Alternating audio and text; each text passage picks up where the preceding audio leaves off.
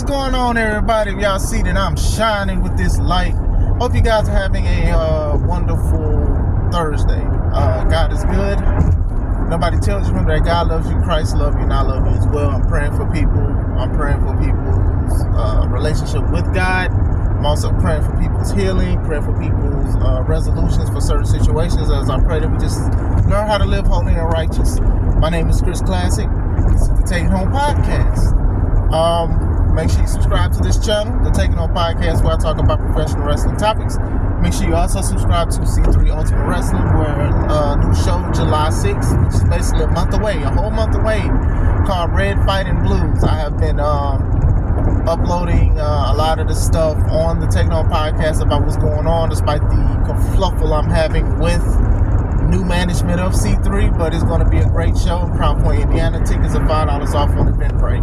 I wanted to talk about the two world champions, and I wanted to talk about how I feel about their reign. They're going into basically their second month. I know that Cody, Rhodes, the WWE champion, he's in like his second month as a champion. Then Swerve, within like next week or a week and a half, he'll be in his second month reign.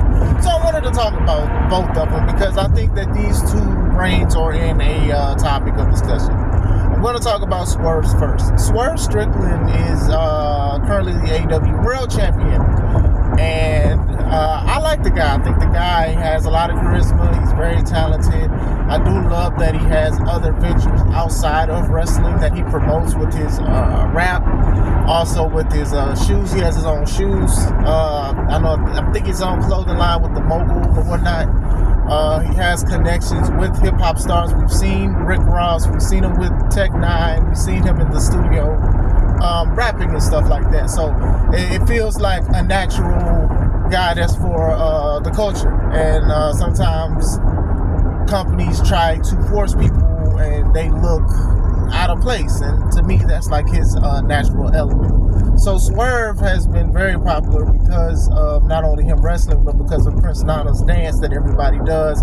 People love his song. I have my kids, my two youngest kids, they do the Swerve dance every time it comes on. So, you know, he wasn't a bad guy at the time, but people just loved the energy and the aura and stuff like that. And then his matches was pretty good. I think him with Adam Page, they did great together, despite the fact, you know, I feel like there's some ego and other stuff to it.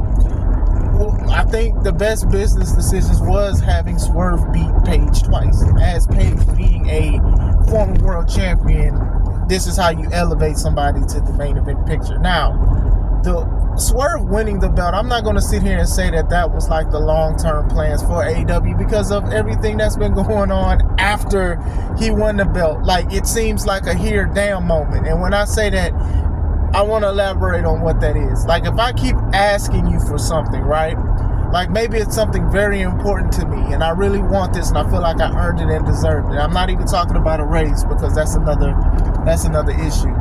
And then all of a sudden you say, here, dang, take it. Then, yeah, most likely you're going to be upset with that. Here, we just got you this, so you need to be quiet. You know, with Swerve, it kind of feels like that. But it's not to crap on Swerve because I think Swerve is doing the best he can. He got a grill in the mold of the AEW World title. I think that is the world to him. He's also said that he wanted to be a champion that transcends out of just a race thing. Oh, just a black champion. But for white people and Asian people and Hispanic people to also want to be like that or also be inspired.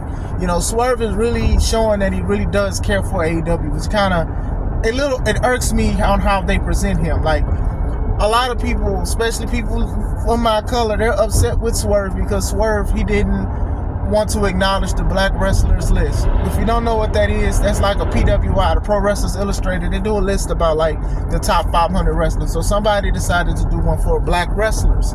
And I believe Swerve was on it, but Swerve felt like certain people like Big E should be higher on the list. So he said that those lists aren't legitimate. So a lot of people got mad at him and said you're against the culture because you don't subscribe to the list. Mind you, that list had a white person on there. I got nothing against white people. I'm just saying, y'all said this is for black wrestlers, and I don't subscribe to lists neither because most of the time, if you're thinking about I can't even name you 500 wrestlers, black, white, anything else. So most of it is just nitpicking. They probably care about like the top 10. But other than that, he was right about that. I definitely agree. A lot of people said that he didn't want to just be known as just a black champion. He wanted to be just a world champion that, could be either relatable or people can get inspired by.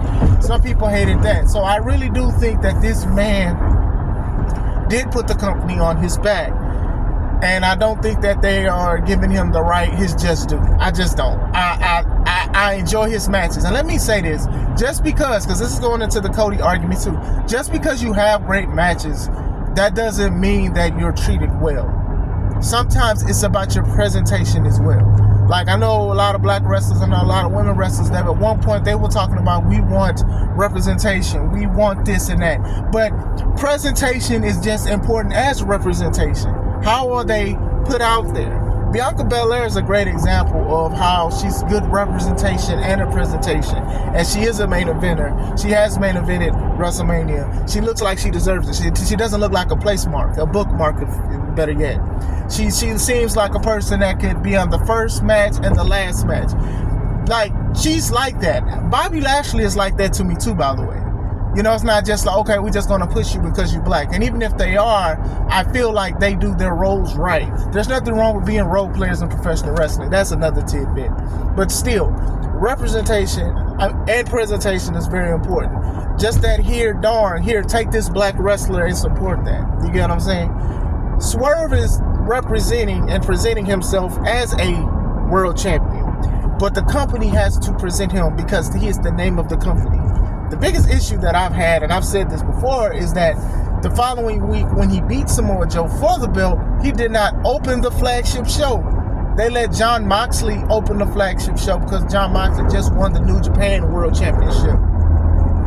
That just showed you how they thought of the man. Like, Moxley is the champion of another organization and he opens up your show and your world champ. I don't even think he was there. He was there. He wrestled Kyle Fletcher. He wrestled somebody, and y'all didn't give him the balloons, the celebration, the flowers. Y'all didn't give that to him. Y'all gave it to Jon Moxley. And I understand Jon Moxley is the heart and soul of AEW, but he is not the AEW World Champion. That's not something to do. To me, that solidified it for a lot of people, especially minorities who are wrestlers, who are workers, who do know the business and stuff like that. Then y'all announced that Swerve was going to have an announcement on a show that has fewer viewership, fewer ratings. Why would you do that? You should have saved that for Moxley. Swerve should have been opening the show. Hey, we made it, we did it, thank you. He was talking about a tribute to his daughter and stuff like that. When he did speak on Rampage, should have did this on Dynamite on a flagship show.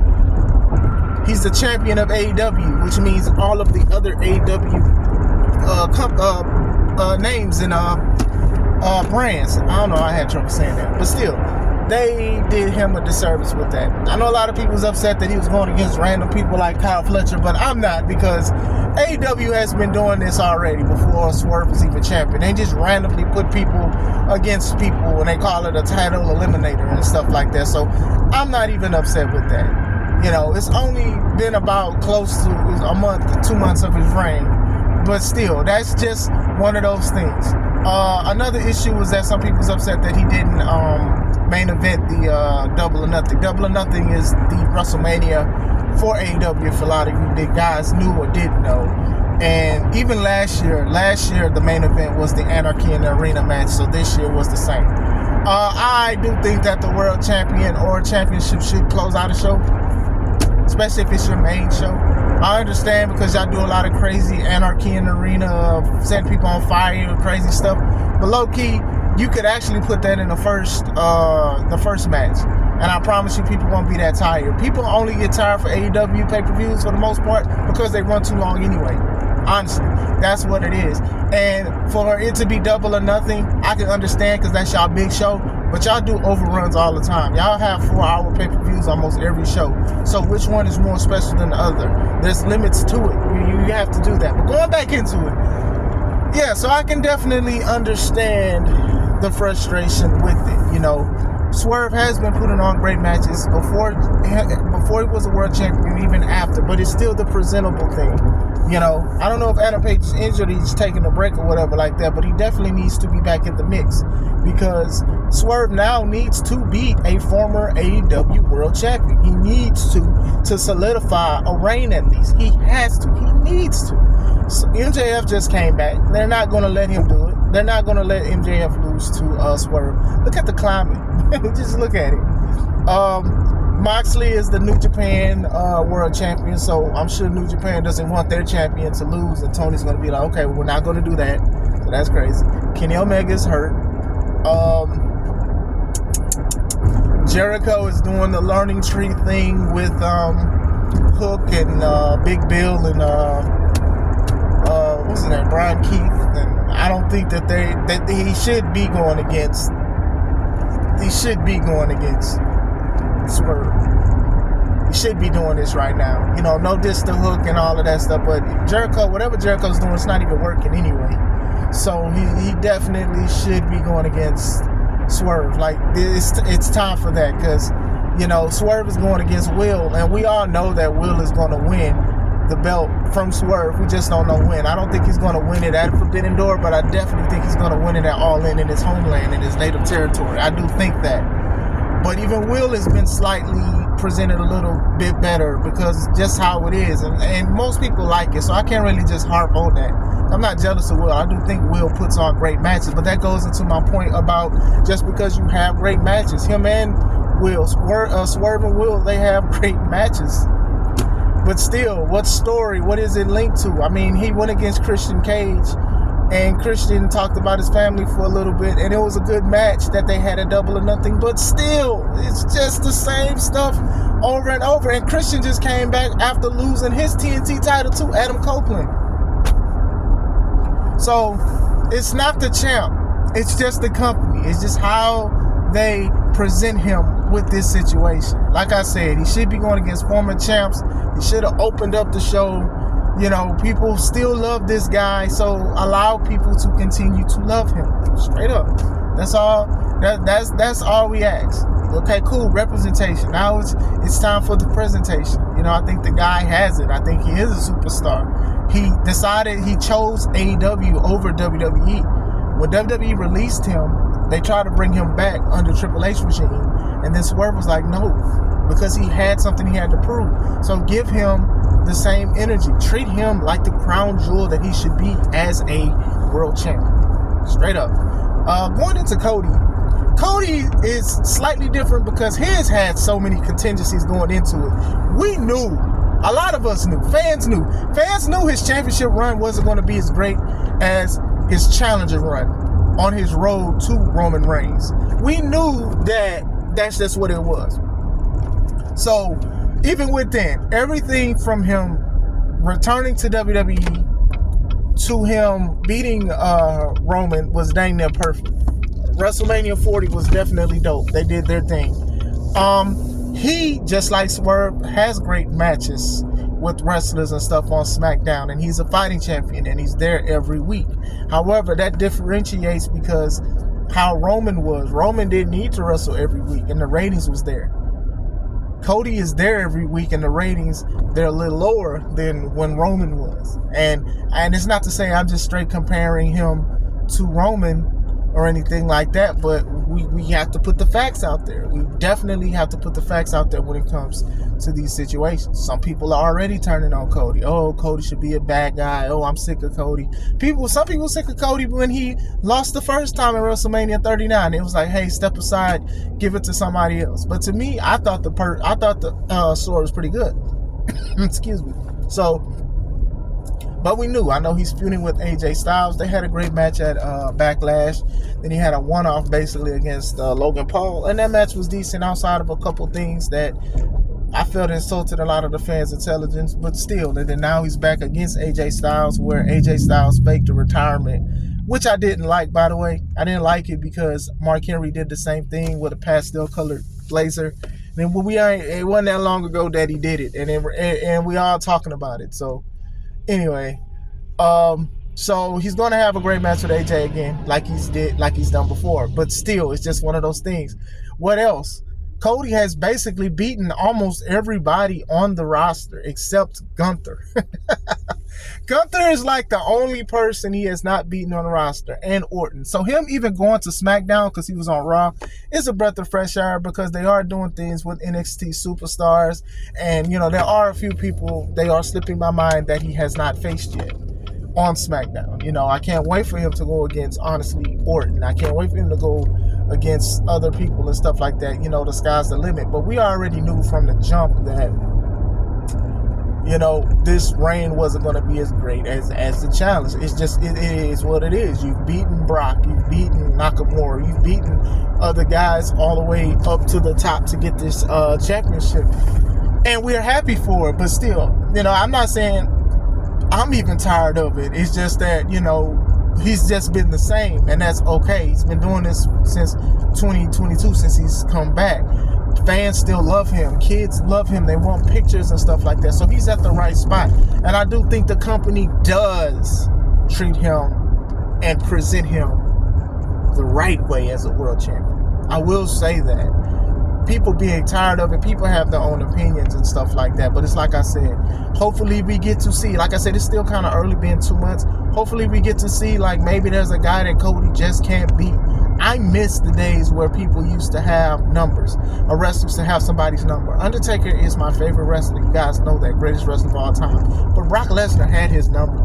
I think out of all the matches I've seen that were live or on pay-per-view or PLE, Undertaker's only beaten Brock Lesnar one time. And that was from a low blow, and he put him in the Hell's Gate. That was at SummerSlam. But the other times, Undertaker lost to Brock when Brock was the world champion. Undertaker lost to Brock when he was, and Brock ended the streak.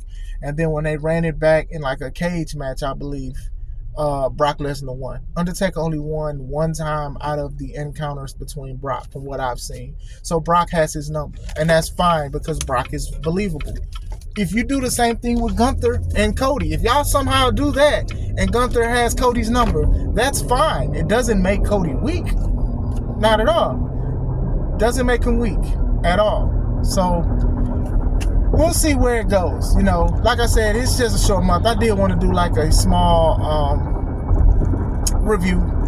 I did want to do like a small review of it. Like, I like both guys. I think one company needs to present one better. And I think with Cody, it just needs just more freshness, if that makes sense. You know, he's going to feud with AJ. It's going to be good matches and stuff. You know, Cody's, you know, got to stop crying too. That's the only thing. Cody cried when AJ was trying to retire. Cody cried when he stubbed his toe. You know, Cody cried when Mufasa died. Like, Cody cries a lot. So Cody got to stop. He's been crying since he was in AEW. But other than that, like I said, it's still a little bit early. AEW needs to do slightly better. With Cody, I just think it just needs something just a little different. I'm not even saying like a heel turn, like that could wait. But I do think it's just something. You know, we just knew what I just think with Cody, honestly, we just knew what was going to happen. We just knew that the run wasn't going to be as good as, you know, him trying to win the championship because of the finish the story. Now he finished the story, and it's like, now what else? You know, it's not fair to him, but we'll see. You know, sometimes stuff starts stale and then it gets fun. And like I said, he's had great matches. He's been doing promos and stuff like that, but we'll see. You know, it just seems like it's just something a little missing with it. Oh, I think another issue is that we know that he is going to probably have the belt for a little while. So it's like, it doesn't matter who you put in front of him. Like, it's becoming a little bit too predictable. You get what I'm saying? Even Reigns with his small absences and stuff like that. Some people thought Drew McIntyre was going to win the belt at Clash at the Castle that year, or they thought of LA Knight, or they even thought Sami Zayn. Like, some people thought Sami Zayn should have beat Roman that one time when they was in Canada. But let me know what you guys think. Do you like both of their reigns? Could they do anything better? Let me know. This is Chris Classic. Let's take it home.